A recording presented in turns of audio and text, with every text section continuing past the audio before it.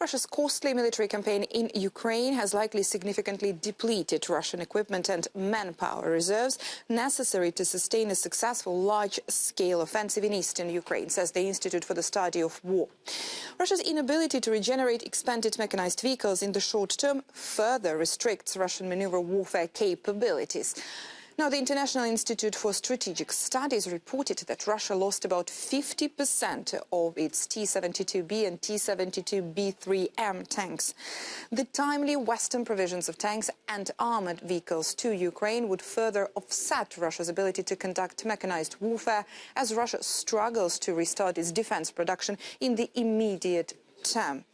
Ukraine likely continues to have a window of opportunity to initiate large-scale counter-offensives over the next few months, but its ability to do so likely rests heavily on the speed and scale at which the West provides it with necessary material, particularly tanks and armoured vehicles. Now, the UK Defence Ministry adds that across Russia, the airspace forces likely maintain a largely intact fleet of approximately 1,500 crewed military aircraft, despite losing over 130 since the start of the invasion.